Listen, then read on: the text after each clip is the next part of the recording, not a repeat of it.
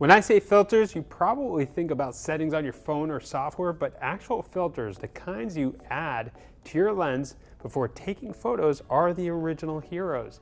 If you don't have them in your kit, you're missing out and making life harder. There are some filters that we still can't do without, and with these three, a UV, a circular polarizer, and a neutral density filter, you're gonna up your photo game. First things first, make sure you buy the right size filter for your lens. Every lens is threaded to accept the filter, but as you know, lenses come in different sizes. So just look on the lens itself, and usually on the front element, right there, along with your focal distance, you'll see the lens diameter listed. It's usually a 2-digit number with a diameter symbol next to it. Now, this is the filter thread size you should use when buying a filter for your favorite lens. First up, the UV protector. A UV filter is a glass filter that attaches to the front of your camera lens and blocks out ultraviolet rays. Basically, it cuts down on haze for crisper photos, but even better, it protects your precious and expensive lens from the low cost of a UV filter. That's just good thinking in my mind. So dirt, scratches, the occasional lens slip, boom, the UV filter has your back. If you've never used polarized sunglasses before, do yourself a favor and try them. It's like the world in HD. Seriously, you'll thank me. Colors are brighter, like someone turned up the intensity.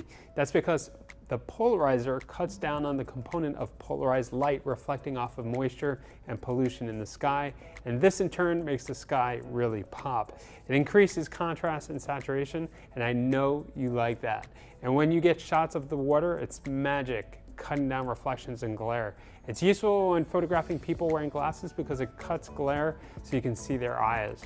So remember, bright daylight or situations where there's a lot of glare, this is your filter. Now, polarizing filters have a rotating ring that allow you to adjust the amount of the effect. And how does it do it? Well, science. Polarization is really cool, so look it up. Last but not least, the neutral density filter. Now, have you ever looked at a photo and thought, how did they do that? Well, in this shot, the trick is to use a neutral density filter.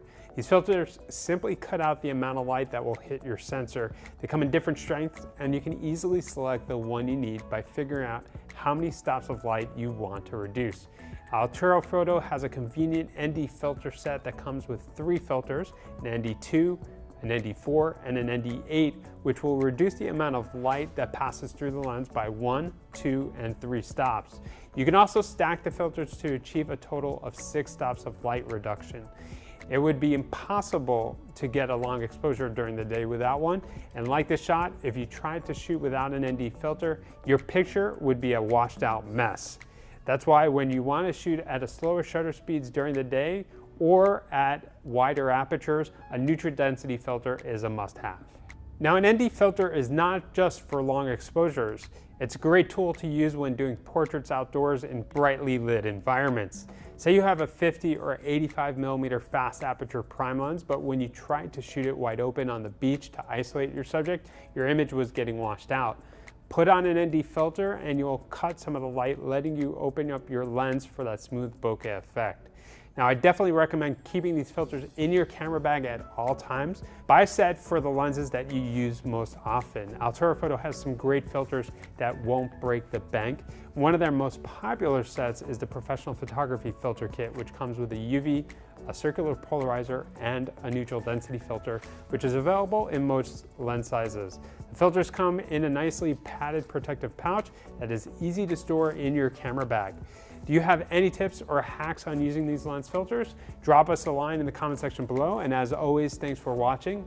Catch you in the next video.